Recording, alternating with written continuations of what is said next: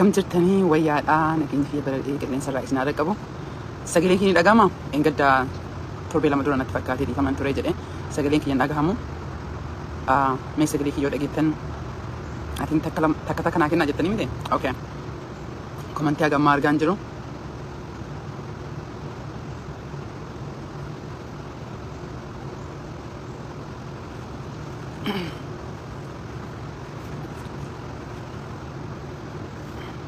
Sagaleen kiyya dhagahama. Komantii argaan jiru mee komantii naa barreessaa sagaleen kiyya dhagahama akka jettan taate. Okay. Galatoomi abdii takka naa kennitee jirta. Yoo dhagahamu baate gurraa fidee jira jechuudha. Waa sadiin isinitti haasaan jedhee dhufe. Tokko yaada gaaf duraa torbee lama dura otoo haasoo daqiiqaa 9-10 dhumaasa irratti sagaleen kiyya dhagahamu dhageeffadhee ture achi booda biiziin ture isinitti deebi'uu hin dandeenye. Yaadni sun maal fakkaataa akka jedhu irratti.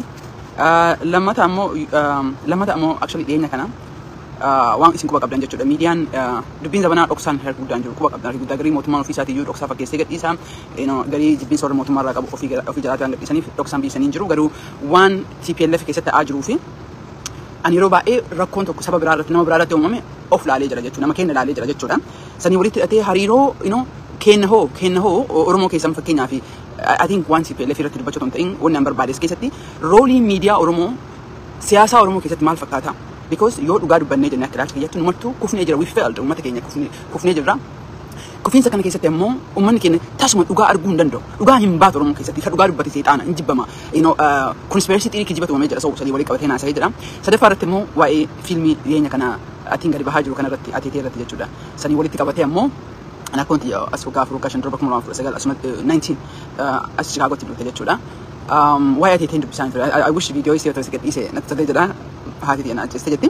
So commenti irra walii qabeetini yeroo irreechaati warroonni jibbiinsa amantaa jibbiinsa aadaa waan tokko walitti qabatanii aadaa gandummaa fi amantaa da'oo godhatanii nama miidhan kana keessatti illee commentiin godha. So kanneen sadiin irratti dubbadha jedheetiin dhufe jechuudha. I think Galatoomi dibaabee ni dhagahama. Har'a sagaleen bareedaadha fakkaata jechuudha. So kanneen sadii irratti dubbadha jedhee dhufe gabaabinatti yoomee bidee gama 15 guddatee jedhe akkasii naasaa jedhee yaada qaba. Yoo achi dabree eebbisanii kenne bareeda. So kamiin jalqabee jira. Ka warra lammataarraan jalqabee jira ka warra TPLF jechuudha. Wanniin isin dubbadhu jechuudha. Dhugaan gariin yeroo baay'ee at least waggoota lamaan dabre dhugaa dubbachuu dadhabnee jedhee isinitti dhufeen dubbadhaa jechuudha. In fact sababaan miidiyaa waan tokko oolaallee jennee miidiyaan internationally dhufanii jedhan. Telefoon natti seenee jedhee hoo sagaleen hin dhagahamne isin laala jechuudha. Engadda atiin telefoon akkasiin namni bilbileetiin sagaleen akkasitti badee jedhe jechuudha. Maal isinitti fakkaate ani ka frustrate na godhe jechuudha. Frustration guddaa qabsoo Oromoo kana keessatti ani akkuma nama baay'ee qabsoo kana buuka irraa barannee nutti odeessanii osoo hin ta'in akaakayyuun itti miidhamee abbaan itti hidhamee abbeeraan itti du'ee obboleettiin hidhamtee as geenne jechuudha. Qabsoo kana jijjiiraaf innee generation dhufu obboleeyyan keenya kan nurra gadi qabsoo osoo hin ta'in jiruu jireenya badhaadhina guddina abbaa qabeenya haasaanii waan barbaanne qabsoo kanatti seenne jechuudha. Qabsoo kana namni nuuf kafaleetii miti kaffalaa ture miti kaffalaa jiru miti jechuudha.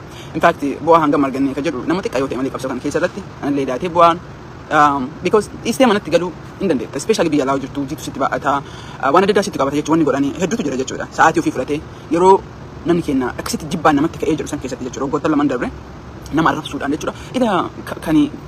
Kan dubbadhuu fi because ilma namaati nuti. Anallee qabatee hanguma feetellee nama baay'ee nu hordofee jedhe. Hanguma feetellee namni baay'ee nu jibbee nu jaalatee nu ilma namaati. Yoo namni nu waraanu nutti dhagahama jechuudha. Yoo namni kijibaan ajandaa oofuu nutti dhagahama. Amma bakka amma jiru kana irratti sagantaa dhaadhaafas dhufe jechuudha. Sagantaa kana keessatti Oromoo affeeree jedha jechuudha. Oromoo dargaggoon hirmaachuu hin dandeenye. Maaliif waggoottan 4 darbe jechuudha. Shira kijiba ganda keessatti oofaa ba'anii dhaabboleen garii jechuudha. Buuki jalatti hin dubbisanii jettanii namni amanuu hin dandeenye namni gariin jechuudha. Isin ofii jalaatii bakka lama dhaabbatanii asii jala mootummaa bira dhaabbatanii asii nama bilisoomsuu fakkeessaniitiin nama Oromoof dubbate ammoo akka uummata keessaa bahu nama godhan jechuudha. Kaayyoon jala an irratti ta'ee jedhee an afaan kiyya lugaamee haa galuu barbaadan. Afaan kiyya lugaamee in fact namni baay'een bu'aa maal argadhu irraa yoo cadhisee jedhe nothing really cadhisee jedhu ni danda'a jechuudha. Cadhisee manatti galee jiruu koo itti fufuu hin danda'a. Keessattuu yeroo qabsoon akkanatti marqamtee jirtu kan keessatti jechuudha. Garuu hoo warroota kijiba hin jirre gurguranii ijoollee daa'ima manaa baasanii jiruu dhabde bosona Oromiyaa keessatti ta'ee biyya alaa kana keessatti kanneen tana goba jechuudha. Carraa waan argadhee bakka amma bakka addunyaa wajjin haasofnu yoo jirru carraa kana biraa yoo deemee jedhee ana malee hin jiru sagalee bakka Oromootti walgahii guddaa kan irratti hirmaataa jiru yoo an deemee jedhee lakki Oromoon hafte mee Oromoo fi namni wanni akkasii hin jiru dhiira otoo nama bakka hin jiru kana dhiisee galee jedhisee jedhee yaa barii mucayyoo Oromoo sun hafte mee Oromoo hin jiru abbo kasiif dubbatu tokko hin jiru ganda keetis ta'ee amantaa keetis ta'ee namni siif dubbatu tokko hin jiru haa ta'u fi kan keetii dhaarte jiruma kan keetii irratti jiru jechuudha jiruma kan keetii kamana keessaati yoo mucayyoon tun nama gaariidha mucaan kun nama gaariidha mee qaqqaaru wanni akkasii hin jiru ofii keetii dhaarte itti baateetiin bakka geettu jechuudha so kana kanatu nagubeetiin itti hafee jira jechuudha because jibbiin gochi goggoottan sadan dabre gone am sure ka garaa keessatti beektanii beektan ummanni kun ati beektuudha ati irra darbii jana akkasii miti dhiiroo dhugoo irra darbitee jetta garuu simiidha as baatee bootta as baatee dubbatta kana wali qabaa MTPLF dhugaa akka dubbatu sigale Oromoo keessatti dhugaan dubbatamuun farra akka taate miidiyaa ta'aa Oromoo irratti ka frustrate na godhe jechuudha wanni man bu'aa isaa dhabee hafe tokko keessa yoo jiraate jedhe dhugaa wanni akkanaa hin jira dhugaadhaa jedhanii si gaafatan lakki haqqi jiru kana anallee abbaa sanillee fidi jettaan abbaa san bira dhaqanii mee miidiyaa kana irratti kootu waan ofii kiyyan irratti isinitti himaa jira jechuudha kanaaf walitti qabatee specifically shabboo miidiyaadha walitti qabatee okay yoo an badii qabaadhee jedhee yoo an akkana ta'e abbaa saniif fidaa hin jedhaan because ummanni Oromoo argu an ilma namaati hin dogongoree jira by the way shabboo baaballeessee shabboo miidiyaan jaaladhu fakkii fayyadamaa jira waan waggoota lamaan dura ta'e irratti fakkii fayyadamaa jira jechuudha dhugaa Oromoo keessatti walitti cuqqaalamtee rakkadhee kana bahaa jirtii garii argaa jirtanii jechuudhaafi so maal godhanii abbaan sun ni dida dhufuun barbaadu isii wajjini bari ana qofa ta'uu hin qabu rakkoo OLA jiraachuu danda'a rakkoo kafaa'oo hedduu keessa jiraachuu danda'a kafaa'oo keessatti amma obbo Baqqalaan dhaabirraa bu'ee jira waan kana keessatti silaan garee miidiyaa adda baasee ummataaf ibsuu qaba maaf baatee maaf akkana taate in ibsu miidiyaa Oromoo samta yeroo guddaa garee qabateetiin garee san irratti damma dibee jira sigalee akka ati keessan agarra jechuudha ani perfectii ta'eetii miti dhiiroo nan beeka akka badii guddaa qabu nan beeka akka hedduudhaan akka fe'el ta'e kufiinsi kufnee achitti hafutu rakkoodha malee kufnee ka'uun dirqama namaati kufnee kana hin kadhanna kadhattu ta'a angara kiyya above everything wanni hamilee na tuqee keessa tokko yoo jiraate because biyya kana uummata Oromoo hedduu biyya alaa kana dargaggoota umrii kiyyaa hedduu nan beeka ani keessatti xiqqoo introvertaali qaba namaan hedduu haasa'uu illee hin jaalladhu garuu qabsoo Oromoo kana keessatti kadhattuun ta'e namni bilbili namni ani bilbiliniif hin jiru jechuudha just raajii natti ta'a ofii kiyya rakkoo keessatti muufin kana keessatti gochi amma TPLF keessatti ta'aa jiru dhugaan ummanni TPLF argaa jiru ummanni Tigraay argaa jiru Oromoo keessatti argamtee beekti dhiiroo Oromoo keessatti gaafa nam tokko dhaaba tokko irraa achi kufee jiru gaafa abaa'oo keessaa quncaanii ba'anii miidiyaan Oromoo wala OBN ni kan mootummaatti dhiisa OMN ni ta'e shabboo ta'e Oromoo 11 gadi baasee akka journalistii gaafatee beekaa dhiiroo rakkoon keessan maaliif gaafa isin sagantaa qopheessa nam shan qofa maa dhufan gaafa isin fundraising gootan birri 100 guutanii eessa dhatte birriin sun birri gaafatee beekaa miidiyaan Oromoo dhugaa walii dubbannee jedhu ani akkuma nama baay'ee jechuudha akkuma hunda heeroo keessanii warra yeroo TPLF aangorra jirtu warra TPLF itti quba qabaatiin as ga'e jechuudha dhiiroo garuu har'an argee jechuudha har'a mootummaa bineensa kana kan jiraan nama gubu akka nu taate bineensi TPLF akka nu taate argee jechuudha gariini dhugaa kana argaa ganda isaa waan ta'eef achi ilaaluu barbaada jechuudha ana akkas hin barbaadu abboo dhiiroo addunyaan tana durii intakitti ma hattuun okay networking sometimes ni hammaata jechuudha so ila bakka kana irratti bal'isee wanti dubbachuu barbaadu dhiiroo wanni isin haa gaafattanii barbaadu warri aktiivistoo sooshaal miidiyaa irratti haasaa chaanaal gootan akkasumas immoo warri miidiyaa akka qabdan haalaatanii fi yoo uummata Oromooti ni jijjiirama finna ka jennu taate yoo uummata Oromoodha sagalee taane taate rakkoon keenya bara mara jaarraa tokkoof oli ka himannu eessatti banne yoo ka dhugaa dubbanne taate miidiyaan warri miidiyaa ka qanama kun miidiyaa kiyya kanaaf waan feen dubbadha jechuudha waan dalagu waan dubbadhe jedha ofii kiyya of interview godha qabxii barbaade fideen jira jechuudha sa'aa na barbaadetti sa'aa kiyya otoo hin gubin otoo taa'ee miidiyaa amma jalqabaa sa'aa tokko beellama fudhattee otoo hin gubin ofee jira jechuudha I don't nobody pays me ani gaaf tokko naa kafalameen beeku miidiyaa Oromoo irratti yeroo kootu gubu jechuudha miidiyaan Oromoo dhugaa baasuu otoo hin ta'in dhugaa irratti garee qabateetiin akkana ta'a jechuudha qabsoo waggaa dhibbaaf maali jennee himnu tana keessatti qabsoo garii kijiba garii dhugaadha sigalee agaa dura waa'ee federaalizimii xiqqoo sirbee dagalee I was dancing indiraamti wanta tokko beektaa dhugaa keessa seenuu sodaataniitiin dagalee dhadhaabattaniitiin wanni dubbattan jechuudha akkasii dagalee dubbataa ture jechuudha because yoo ati dubbattee jette isin immoo anamma bakka nama dhufeen isin jira sagantaa kaleerra oolee jedhee sagantaa keessa nama kara 45 50 dhufee jira jechuudha sagantaa keessa eenyu jira Amaaraa Tigree Somaalee Eertiraa Sudaan maali warra dubbattoota ture jechuudha baaburri ati yaabbattee dhiistee baaburri ni deema jechuudha carraa kana Oromoo community akka dubartoonni Oromoo dhuftu baay'ee yaalee ture hirmaachuu hin dandeenye yoo Oromoon keessaa hafti sagantichi waan hafutti fakkaatan ta'e hin beeku bakki nama jiru kana Atlantaa jira sagantaa kana gaaf dura Georgetown University goone jenne asii Emory nagartana fakkaata maaliif irra deddeebi'ee dubbadha isinti fakkaate galaana guba dhiiroo kijibaan propagandaan Oromoo keessa jiru propagandaa kana keessatti ammoo hirmaannaa guddaa eenyutu qaba waan jettan miidiyaa Oromootu qaba jechuudha jibbiinsa kanaafan bu'aa isaan dhabee jira jechuudha miidiyaa jechuun sigalee seenaa bakka kanarra kijibdee jirta uummata kanarra mallaqa ganaa fuutee jirta oduu meeqan dhagaye dargaggoon takka dhuftee naaf hintee turte maaliif Oromoon dargaggoon Oromoo akka deessitee jette itti fufa tireenii numa deema jechuudha. Tireenii Oromoon keessaa buutee fi caaltuun haftee fi iftuun haftee fi Muhammad hafee fi Haliimaan haftee fi hin dhaabbatu jechuudha. Tireenii ni itti fufa jechuudha. Maaliif kana kaasee jalqabdii kee tokkoffaa irratti wanna Tigree keessa oppinnasi yoo jijjiirama uummata keenyaa hin finna kan jennu taate yoo jijjiiramni dhugaa malee irra ooluu hin dandeenyu dhiiroo. Dhugaa gadi baasuu qabna jechuudha. Amma Oromoo keessatti dhugaan baatee hin beeku. Miidiyaa ABO irraa nama meeqatu ba'e meeqa gadi baaseetiin dhugaa san miidiyaan kennas baasee beekaa dhiiroo. Kafaa'oo keessaa OLN waggoota meeqaaf akka namni wal ajjeesaa ture namni martuu hin beeka jechuudha. Community keessatti waggaa tokkoon dura because akka ollatti namni community nu hima jechuudha. Warra lafaallee nu hima jechuudha. Nama OLN ajjeestee nama mootummaan ajjeeste quba qabna jechuudha. Dubbachuu dadhabnee qawwee nutti qabanii qawwee yoo isin afaaniin jechuudha. Sigalee jibbiinsa warra kanaa waan qabdu jibbiinsaa miti dhiiroo. Uummata Oromootaaf dalagna moo kijiba isnee gurgura yaa dhiiroo. Irra ooluu hin dandeenyu yoo tiimiin kenna walakkaan isaa kijibatti hirmaatee gurra siin kenne taate irra ooluu hin dandeenyu. So kanaafiyyuu wanni biraa yoo hafee jedhee ani carraa kana fayyadameetiin wanna biraa Tigreerraa yoo wallaallee jenne really the truth the honesty akkasitti bahuu qaba rakkoon keessa jiru. Badiin namni martu godhu badii wajjin as gahe kanaafuu badiin suni haa dhoksamtoota hin ta'in badii san yoo ta'e badii guddaa yoo ta'e dhiifama gaafatta. Badii kijiba shororkosteerus irratti ooftu yoo taate irra goota jechuudha. So dhaamsi kiyya kana keessatti transparency Oromoo keessa hin jiru. Miidiyaan osoo gaafatu akka daa'ima beektaa akkana si qaqqabaa gaafate jedha. Waan jajjabaa si gaafata. Gaafadhaa jedhadha jechuudha. Gaafadhaa dhugaa gaafadhaa maaliif kati garma gahuu dhabee gaafadhaa hin gaafatamu jechuudha. Anyway qabxii kiyya tokkoffaa ni sun deegaa fudhan fixatee qabxii lammataa irratti dabree jedha. Kagaa duraa ka mootummaa fotoodhaamu santumarra godheetiin kaateetiin fiilmii irratti dhufee jira jechuudha. Warra fiilmii san dalage dargaggoo san I cannot thank you enough. Akkonti yeroo maqaa dhageetu waa'ee atiitee gaafachaa ture jechuudha. Atiitiin maal akka taateen komantii warroonni jibbiinsa aadaa keenya irraa qabanii komantii adda addaa nan argee jira jechuudha. So I feel like it kanarratti xiqqoo komantii gochuu barbaadeetiin jechuudha. Yoo atiiteen dubbii seexanaa taate ati godhaan jirtu maaltu si cinqee? Maaltu si cinqeetii dubbate jedha. Warri isaan ittiin amanne ammoo because ani bakka kanarra akka dubbachaa barbaaduuf nama sadii dubbataa jira. Atiitee fiilmichi obviously akka aadaati garuu akka waaqeffattuutitti akka waaqeffattoota biyya Oromiyaa keessa jiran miidhamaa jiran quba qabuu tokkotti akka carraa nama qabu warroota waa gochuu danda'u jira miti fakkeenyaa fi warra hate crime oofu kanneen akkamitti karaarraa baasuu dandeenya warra amantaa da'oo godhate gandummaa namaa gachuu dandeessu garuu amantaa da'oo godhatee nama miidhu kana bakka akkasii kanarra carraa waan qabuu fi wakka naa hedduu ka jedhu ni yaada jechuudha because yoo atiiteen amantaa iyyuu kataaf taate jechuudha akka fuuldurtuu amantaa waaqeffataa tokkotti mirga qaba ka Oromoon hunduu addunyaa hunduu hin beekta amantaan kiyya akka maal ta'e jechuudha. So isin haya nama sadii dubbataa jira tokko warroota hordoftoota amantaa saniiti jechuudha. Lammata ammoo warroota amantaa biraa kiristaanas ta'ee musliimas ta'ee kawaa kanarraa beekuu barbaadu kun ammoo warra jibbaa irratti oofaa jiru jechuudha dhiiroo kiyya. Maaliif sodaattee jetta? So warroota akkasii qoodee jechuudha. Warra of course warra waaqeffattootaa fi miidhamiinsi isin keessa jirtan. I exaggerate gochuulee baay'ee jedhee I do submit report jechuudha. Garuu dhaamsi keessanii fi warra waaqeffattootaaf illee reportii viidiyoodhaan baastan bu'aa qaba inni uummata Oromoo kakaasiinsa irratti garuu you have to write in afaan Oromoo jechuudha. Biiroon jibbiinsa amantaa dawaa godhatee dhaabbate State Department keessatti biiroo mataa isaa qaba. Resource mataa isaa qaba. Kanaaf kanatti itti fayyadamuu dandeettan jechuudha. Amantaa dawaa godhatanii warra isin miidhaa jiranii fi warra akka isin miidhuu fi miidiyaa an qarqaaran ta'ee waan adda addaatiin qarqaaran biirootu jira. So achitti galfadhaa tangible waan ta'e jechuudha. Keemannaallee isinitti dubbachuu just comment godhee jechuudha. Because of eeggannoo qabna dhiiroo.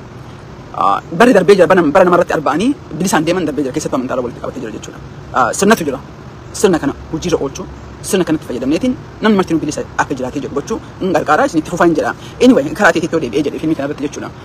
Ani hordoftoota amantaa guddaan beeku asin durallee dubbadhee jira. Garuu amantaa kiristaanaa irratti odoon goruu baadhina sirreessa maal jedha? Nuti jedha amantaa kiristaanaa irratti ija keenyaan ilmaan uumnee jedha. We created mankind in our image. Maal jechuudha suni?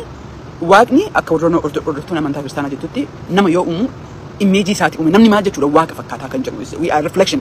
Lammata irratti ammoo tokko waaqa tokko uumne waaqa hedduu uume jechuudha. Warra budizimii kana agartanii warra Asia kana Chinese hindi kanneen hinduzimii amantaa ofii qaban jechuudha. Warri muslimaa warri Muhammadiin warri GCC warri kunniin martinuu amantaa ofii qaba jechuudha. Waaqeffataan akkasumatti amantaa ofii martinuu qaba jechuudha. Amantaa amma addunyaan babal'atteeti amantaan Ibrahim ka jedhan sun amantaa warra kiristaanaa warra Jesus ka warra muslimaa fi ka warra judaizimii babal'attee addunyaa irraa hageetti malee namni martinuu godoo ofii ofitti amantaa isaa qabaa jechuudha. So yoo akkas ka taate ummanni Oromoo waaqeffattoonni lamta kanarratti ija waaqaatii uumamte yoo ka ta'u taate yoo ayyaan irreechaa yoo amantaa yoo ta'u adaarra dalagamee jenna fakkaatan fiilmicha ilaalle garuu hedduu akka nama akkootti jala dhagaheetti jechuudha. Fiilmicha I'm anticipating I hope everybody like ilaali kabeen baaleen beeku atin dhiyoo kana baha hopefully hanga danda'ame jechuudha. Kaakoo fi kiyyaarraa dhagahee jira jechuudha. Tulluutti bahanii malkatti dhaqanii waaqa jalaatiin daarreetti haasan. Ana kota operan lagi nyana berala lagi. Roobni guddaa roobee jedhe akka roobni dhaabuuf itti bahanii jiran odoon gorbaade. Yoo lafti gogee jette malkatti bahanii waaqa siinqee qabatanii marga jiidhaa qabatanii waaqni akka roobu godhan jechuudha. Zabana durii sana akka ilaalcha kiyyaatiitiin waaqni kenna nu dhagaa rakkoo uummata keenya dhagahee jechuudha. Roobni dhaabata yoo balaan bu'ee ibiddi qabate akkasitti dhaabnaan aan jette jechuudha. Waan ofii kiyyaa jiru nama gula kiyyaan ana kooti jirra waan dhageessanitti hima jechuudha.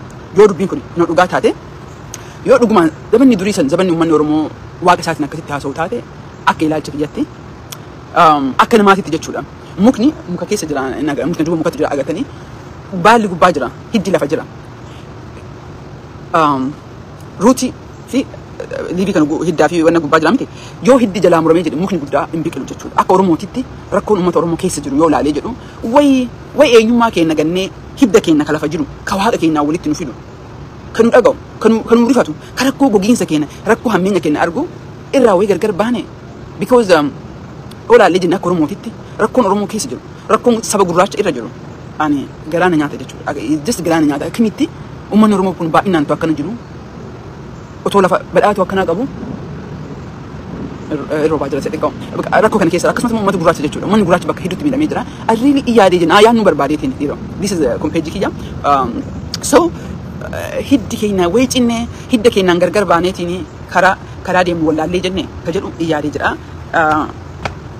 Anyway, filmi isa irratti akeekee walitti qabateetiin yoo waaqni akka kiristaanaa jedhu sanitti ija isaatiin uuma taate yoo warroonni waggaa 50 waggaa 100 dura waaqa jiraatiin haasanii roobni karoobu caamu taate I don't know maybe way waaqa keenyarraa fagaanneetiin wanna taane ka jedhu yaadeetiin jechuudha.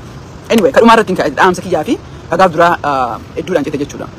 Mootummaa naannoo Oromiyaa irreecha irratti koottaa jettan jechuudha. Shamalli sanfaa haasaa ture incitee jedhe akka nama irreecha jaalatu tokkotti akka nama dheebuu qabu tokkotti akka nama almost waggaa 5 biyya sanii dhufiin tokkotti hawwii qabna jechuudha guddee keessatti. Dhufiinsa fedhii qabna waan dhoksaatii miti jechuudha. Yookiin yoo fakkeessuu barbaanne malee fedhii guddaa qabna jechuudha. Hidda keenyatu achi muramnee jenne ijoolleen teenya biyya kana dhalatanii akka dhufanii hidda ofiitiin hiddatti deebi'uu qaba namni arguu barbaanna. Garuu dhiiroo kan rakkoon ta'e jechuudha. Shimallisii fi warroonni aangoo irra jirtanii. Otoo uummanni keenya rafuu dadhabee otoo uummanni keenya isinitti bahee shamara surree itti godhee akka dhiira qamisii itti godhee kalafaan qotan baa'atee deemu yaa mootummaa keenya dadhabne jedhaa innaa Haile Sillaasee Amaara jennee boonna. Inna darguu Amaara jennee boonna yeroo TPLF EPDRF Tigre jennee boonna amma isin Oromootu aangoo irra jirtanii hirriba dhabne jedhe uummanni yeroo dhabe keessatti yeroo aayyoo madaabaraa bitachuuf baadiyyaa dhufteeti mana hidhaa keessatti hidham keessatti dhiiroo in saalfannee beektanii in saalfannee akkamitti otoo ijji teenya agartu dhufneetiin harka dhoofnee deemu otoo dhufnee jenna harka dhoofnee deemu nutti ulfaate dhiiroo hedduun nutti ulfaate jechuudha. Biyya uummanni keenya beela dhabeetiin dhakaa biyyee baala nyaataa jiru kana keessatti mana isaa buluu dadhabee Oromiyaa naannoo Arsii keessatti buluu mana keessa warri baadiyyaa mana keessa buluu dadhabeetiin ala muka jala bula jedhan sodaa hammeenna jechuudha yaa dhiiroo. Namni qotachuu dadhabee yeroo nama qotaa fi madaabaraa fudhachuuf dhufanii dhiya Oromiyaa keessatti mootummaa dalgalta malee madaabaraan kennu jette namni maal haa nyaatu I think akka mootummaan kun barbaadu uummanni hiyyoomee beela isaatiif gaafii akka hin gaafanneef akkana godhan fakkaate yeroo diinni gara maraa Itoophiyaa fi keessatti roorisu kana keessatti jechuudha. Yeroo waraanni naannoo Somaaliyaatti nu waan ija qabnu kana keessatti dhiiroo namni amma baay'ee shaak ta'e yeroo akkamitti IMF mala istee jirti agawaan akkamitti banamuu dhabe kan jedhu mootummaan Itoophiyaa actively pursue godhaa jira jechuudha. Yaa dhiiroo carraa argannee poolisii kana keessatti ni hirmaanna jechuudha. Sometimes directly teennee warra mootummaa wajjin mari'anna mootummaa Yurooppii ta'e mootummaa Ameerikaa. Sometimes ammoo warra mootummaa san poolisii sheepii godhutu jira miti warroota kanniiniif information nu gaafatan jechuudha waa'ee Oromiyaa irratti jechuudha.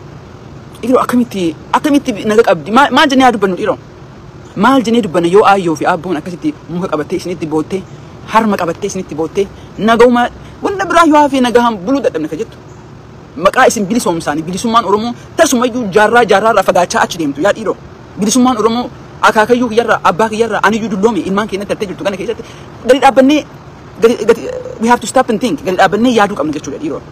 Gadi dhaabbannee hanga yoomii kijiba dhugaa itti gurgurra uummata Oromootitti hanga yoomii maqaa Oromootiin mootummaan kunis ta'e mootummaan kan ijaabe warroonni bosona keessa jirtan jechuudha dhugaa fi dhalatu hattuu fi qabsootu keessa jiraatan waggaa baay'ee dubbadhe jechuudha ka Oromoo fi dhuguma Oromoof dubbachuu fi bahe manaa beetu keessa jira kun ammoo maqaa Oromootiin gooftaa ta'eetiin shamarran 99 jala ka deemtu jira jechuudha.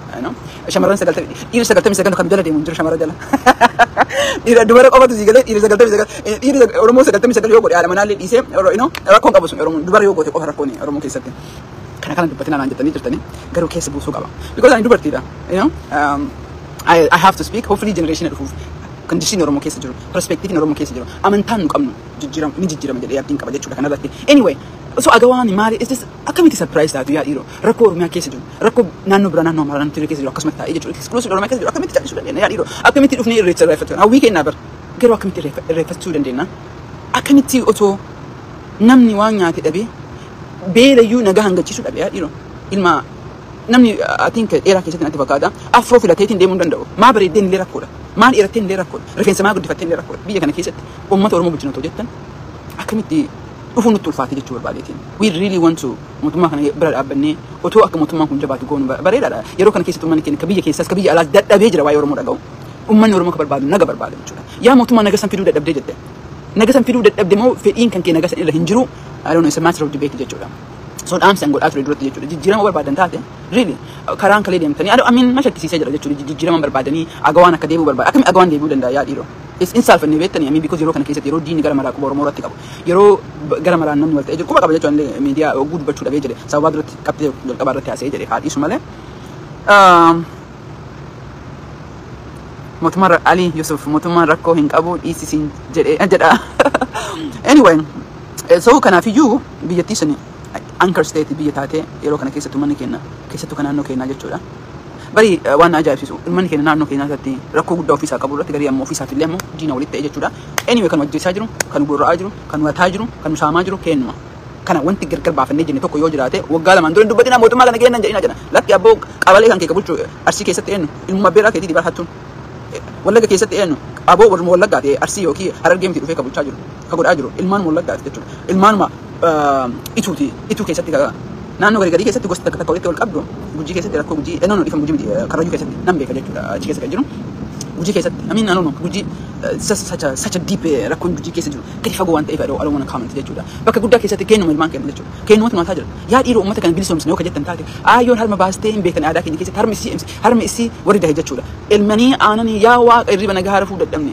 ijoolleen nu dhalu nu jalatti guddachuu dadhabjanii isin booyaa jiran so nagaaf gadeetaa ofii keessanii illee nagaa wal keessatti uumaa warra illee keessa jiru jechuudha keessa nagaa walitti uumaa jechuudha mootummaan illee jechuudha mootummaan it's really I mean diini jibbaadhaaf isin godhee jedha nuti ammoo amala keessaniif isin goona jechuun waan isin goonu anyway galatoomaa hedduu warri na dhageeffattanii warri komantii harki guddaan dhiyeenya kana positive komantii islaamilee naa kennee jira really galatoomaan jira because waggoottan lamaan darbee you know arrabaa fi kijiba uumanii bara isin ebaluu daladde oo isin akkana bare oo isin akkana jedhanii ijoollee daa'imman biyya alatti dhalattee jettee sammuu jira jaanjessanii jiran jechuudha falfaluu ka horaa jedhanii horree irra geennee jira jechuudha garuu dhaamsi gijaan warroonni komantii barreessanii warri actively nama baay'ee mtaa jiru marti nuti tasgabbaa'ee qabbaneeffatee jira jechuudha yeroo nu itti dubbannu yeroo sani diina nu godhan jechuudha nuti gurguramtu nu godhani I hope media Oromoo illee dogongora kalee dhiise anallee gabatee sigalee maaf hin dhufne ka jedhu really investigate godhanii maybe will change our mind yoo taane akkuma kalee sigalee wanti Oromootti miidiyaas baanuu fi dhugaan jirtu sigalee yoo namni keenya zayitiin wal affeelee jiru yaada maarchi tokko irratti waaqeffattoota lama biyya Oromiyaa irratti akkasitti guban sani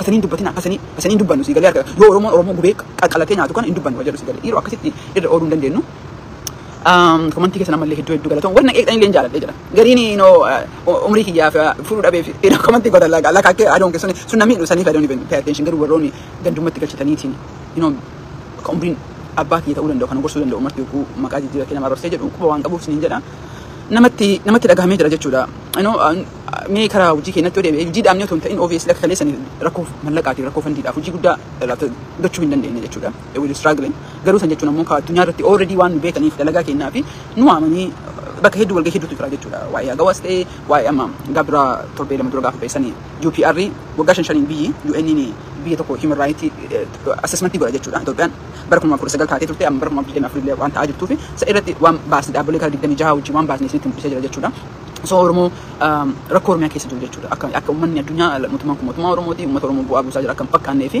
kana make sure godhaa jira jechuudha wanti godhuu nu dandeenyu kana kaan ammoo warra nu dhageenye warra nu malee hin beektan nu malee isaan malee ka beeku hin jiru yoo isaan malee yoo ganda isaan ta'ini namni sun microscoping jedha laallamuu qaba oromummaan isaa dhiigni isaa fuudhameetiin DNA isaa laallamuu qaba warroonni akkasii warri PhD qaban warri guddaan warri umriin olii wala baakii ta'u ilaalcha akkasii qaban ni jiran Oromoo kana keessa jechuudha rakkoon guddaan warroota kana ammoo akkamitti baasna ka jedhu silaa miidiyaa jechuudha gocha miidiyaati miidiyaan tarkaanfachuu qaba ateetee irratti warra ateetee fiigicha dalagee jedhe hedduu galatoomaan jira akka nama waan san dhagahee akka waaqeffatu tokkooti irratti kuwwan ammoo warra jibbaa ofirratti yoo ateeteen sun amantaa yoo taate maaltu gahe maaliif yeroo amantaan biraa waggaa 30 waggaa 50 dura Itoophiyaa keessatti Pentecostoliin dhufee jettu namni dubbataa jiru akka aangoo qabe nam tokko itti dubbanne maaliif amantaan akaakayyuu abaabayyuu kan keetii yooni ol dhufee jedhe maaliif nyaata maaliif si gugguba diinni ammoo maaf itti ka'a because keessa hidda keenya nu cabsan hidda keenyaan gargar nu baasanii jedhan ce'ee amanii jedha jechuudha hidda keenya mukni hiddi muramee jedhe hin daraaru akka hiddi keenya muramee akka humni hidda keenyatti hin deemine warra barbaadu waan jiruufi sadaffaa irratti karaa dubbadhee jedhee yaa mootummaa jechuudha afaan dammaa dibbattanii reecha koottaa jettanii garuu akkatti dhufuudhaaf ni jibbinee otoo hin taane isin jechuufi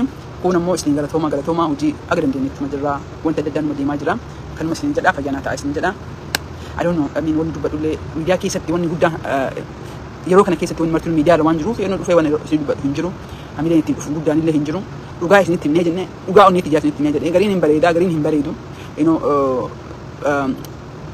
I think harree daa irra jette jennaan non saree daa irra jette otoo beeku I don't know mammaakni otoo beeku buraan maree nyaadhaa jechuudha otoo maa beeknu garii I think buraan maree nyaataa jirra anillee isinillee garuu waan gara kiyyaan haga beekuuf haga hin beekne waan beeku dhugaa isinitti himee jira jechuudha kijiba gurguraan turre kijiba gurguree hin beeku even though biyyatti yuuka deemtaa biyyatti dhugaa isinitti himee gala jechuudha jijjiirama uummata Oromoo yoo akka fiduu jechuudha as taa'ee kijiba sii galee isinitti gurguruun barbaadu wanti isin godhaa jirtan yeroo kana keessatti burjaaja'iinsa guddaan jiru kana keessatti uummanni Oromoo tasgabbaahee of keessatti warra biyya alaa jiru galee ganda magaalaa jiru kana keessatti galee of ijaaruu of xiinxaluu because ijoolleen teessan dhufaa jirti ijoolleen teessan guddataa jirti ijoolleen teessan gurraacha ta'aarti ani nama gurraacha jaallatu so I have no problem ijoolleen gurraacha ta'aarti maal jechuudha gurraacha ta'aarti jechuun keessa eenyummaa isaanii badaa jira jechuudha ijoollee teessan akka eenyummaan hin banne waa qabaachuu akka qabaniif namni waa qabu namni paashinii qabu ijoollee dargaggoota 12 nu bira dalagdu waa walitti fiduu yaada qabdutu jira I hope gaaf tokko laayifii dhufteen dubbatti jedhee yaada qaba ijoollee high school shanii jaha fi ijoollee kolleejii keessa jirtu so ijoollee tana walitti fidaa ganda community keessatti ganda osoo hin jiru community warra Chicago warra Minnesota Portland maali baadiyyaa gandi keessa of ijaaran of xiinxalaa of qopheessa jechuudha yeroo jiru kana burjaaja'iinsa jiru kana keessatti jijjiiramni numan dhufee jira sometimes yeroo fudhata malee ilmi namaa akkasitti gadi qabdee gadi tumtee gaafa kan ka'uun isaa hin oolu niin ka'a jedhee abdiin qaba kaan immoo badiin boon maraa fi rabbi dhiifamu waa godhu hedduu galatoomaa isiniin jedha mootummaan nagaa dhufee waan dhabuuf lola labse akkasitti hubadhu waa'ee mootummaa irratti waa'ee dibeetii irratti waan garii ka beekutu jira jechuudha ofii kiyya iji ani takka bulee iji lama na bultee jedhan sanii waan argee jiru fi kijiba garii manni Oromoo manni bikoota akkuma isin jedhu dhugaan Oromoo keessatti investigation hin jiru miidiyaan investigate tokko hin jiru Oromoo keessatti harka faffageessine sanii frustration nu qabeetiin miidiyaa baabte jechuudha so anyway irra deddeebi'ee dubbadhee oguu badellee nin jira galatoomaa isin jechuu barbaada fayyaanaa ta'a